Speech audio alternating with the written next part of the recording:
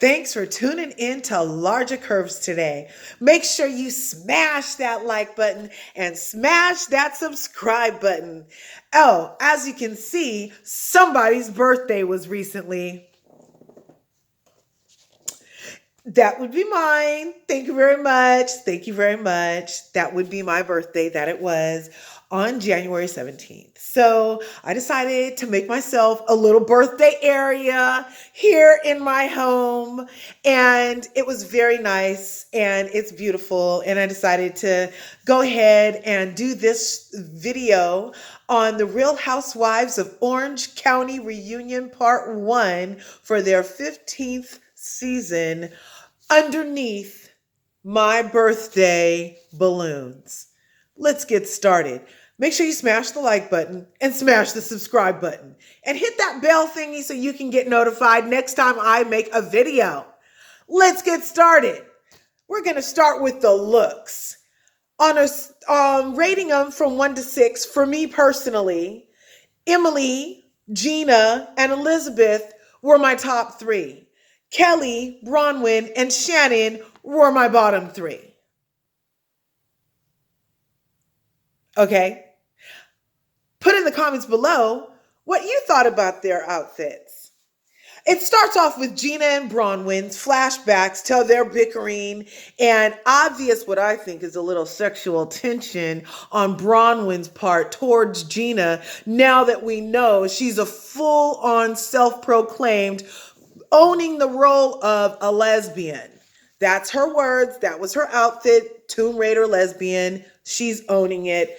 I think all that bickering she had been doing in the flashbacks with Gina was actually a little sexual tension. That's just in my humble opinion. Ha ha. Anyway, Gina's new relationship is cute.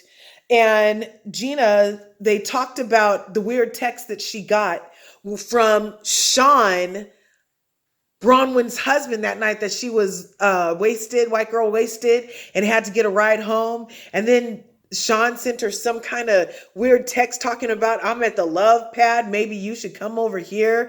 And then everybody having to explain it away on why Gina was taking it the wrong way, that it was weird. Gina wasn't taking it wrong. That was weird. Really weird. How you going to come on the show talking about you got a love nest, and then I get drunk and you got to give me a ride home and you talking about I need to get you to the love nest? That's weird. Anyway, and his statement necklaces are a statement indeed. So they talked about Gina a little bit. And then they did some flashbacks. It was kind of, honestly, let me also tell you this. We're 3 minutes in, and I should be quite honest with you. You're smashing that like button. You're smashing the subscribe button. And so I'm going to be really honest with you and let you know that I was boycotting the Real Housewives of Orange County this season because of Kelly Dodd.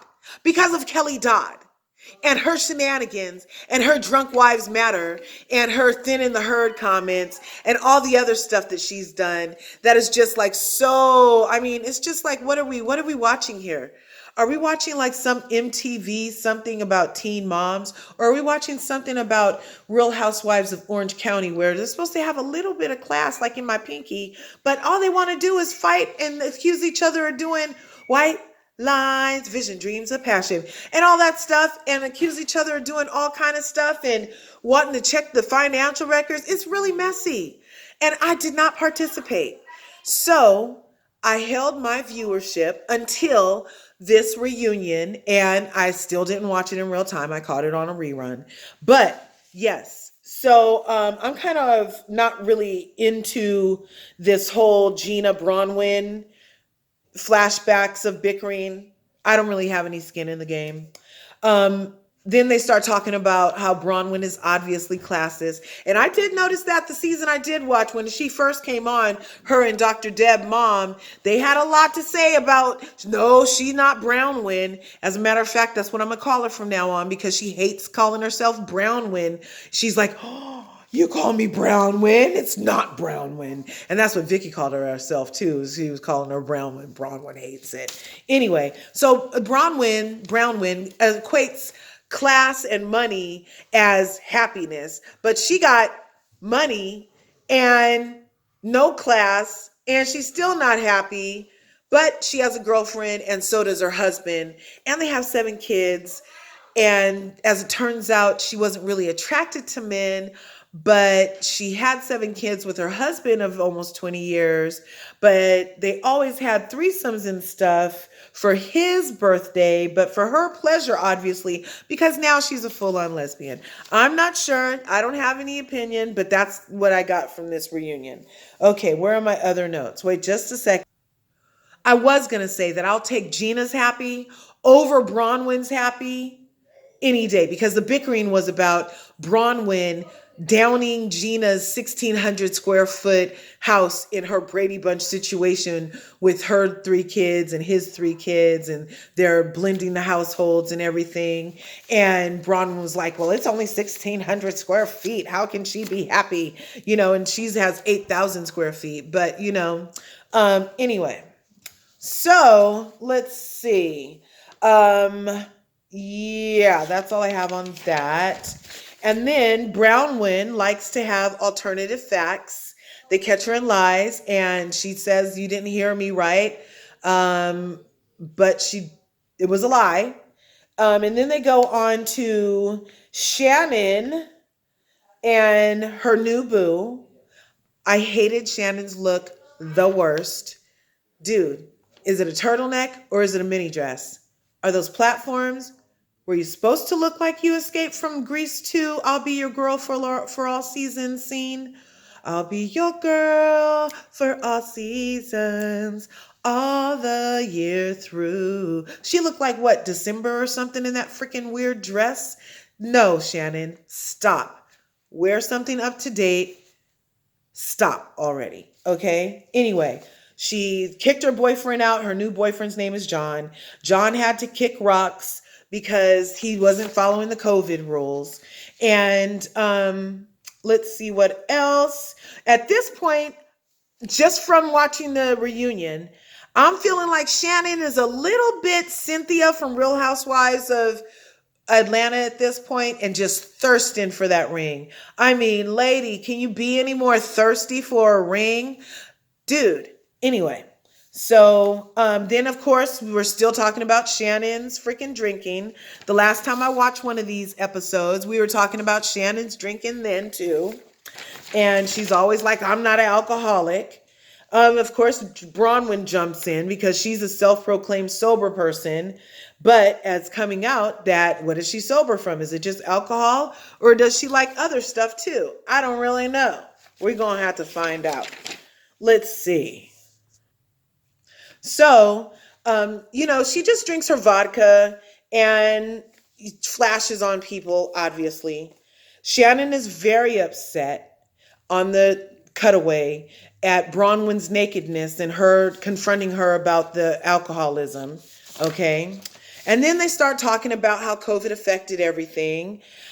Now, I live in California, and I know as a Californian that the people in OC, specifically OC, Newport Beach, all that area down there, had big issue with how our governor was handling stuff in this area.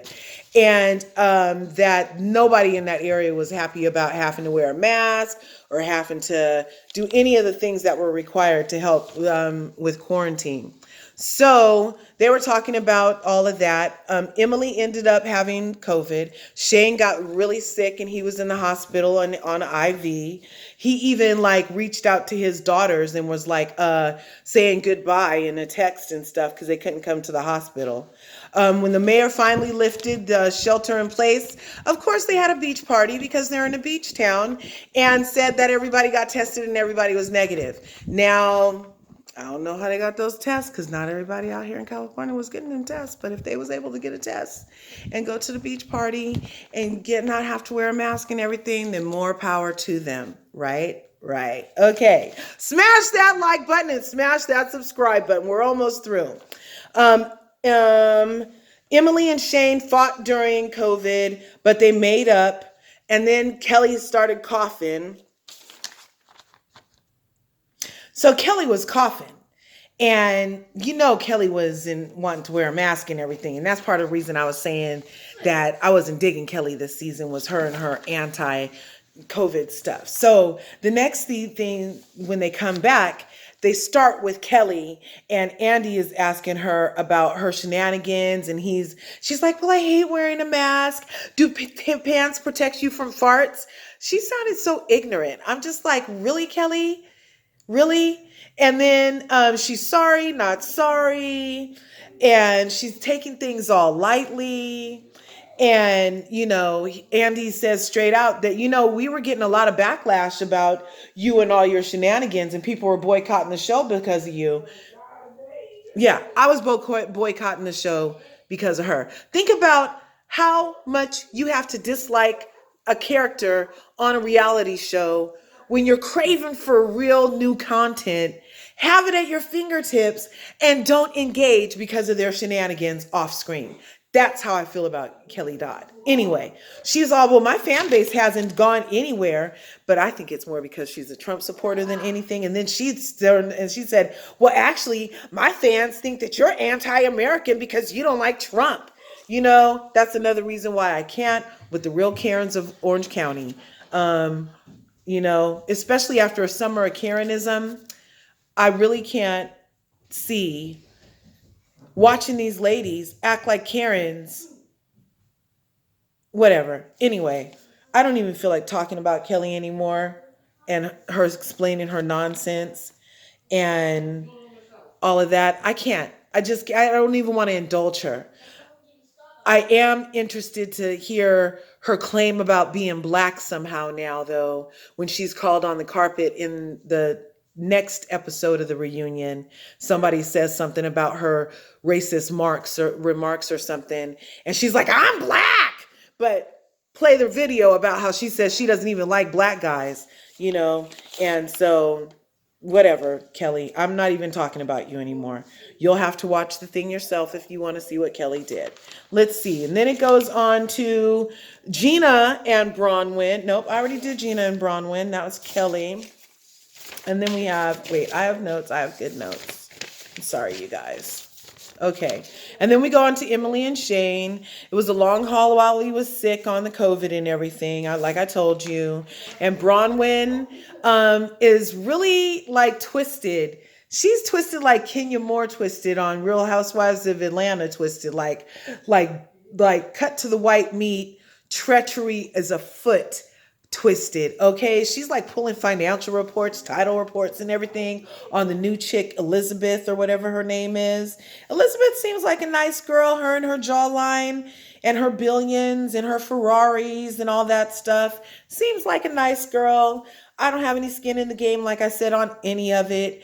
I don't really care for Bronwyn and her new storyline. I mean, it's like, pick one. First, you were a mom of 7 kids and the daughter of a used to be rock and roll girl who was traumatized by having to grow up by yourself, basically. But now you are married to somebody that you don't really like, and you have a girlfriend, but you keep introducing new girls publicly into your kids and everything. Like, where I come from, like, most people keep the new girls over there until it's a solid something so they don't confuse the kids and stuff. Speaking of kids, the bombshell of the night. Smash that like button and smash that subscribe button here on LRGA Curves. The bombshell of the night was when the show ended with Shannon telling freaking, what's the girl's name? She said, well, I wasn't going to bring it up. Shannon says, I wasn't going to bring it up, but me and John discussed it. And we were talking about how, Bronwyn said to my daughter, Stella, at her first beach party when she was only 14, as it turns out, this is 2 years ago.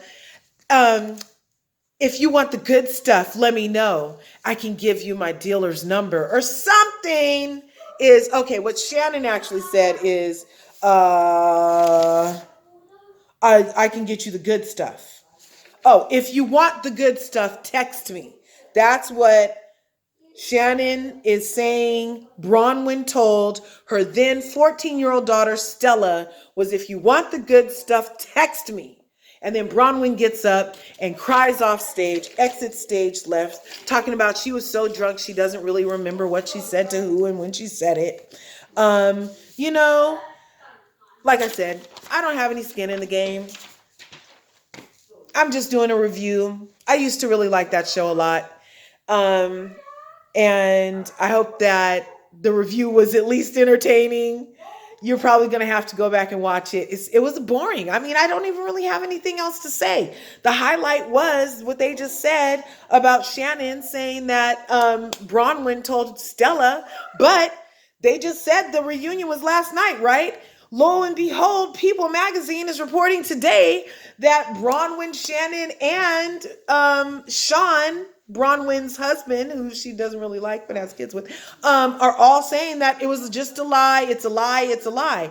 So I'm confused, more Karen stuff going on. I'm not sure who to believe. Should we call the authorities? Should we not call the authorities? I'm not sure why Shannon would have gone on national TV and said that the lady said, I'll tell you where to get the good stuff, and then say everything the blogs are reporting that the good stuff was booger sugar is a lie. I don't know. Anyway, smash that like button, smash that subscribe button. I hope you like this edition of LRGA Curves.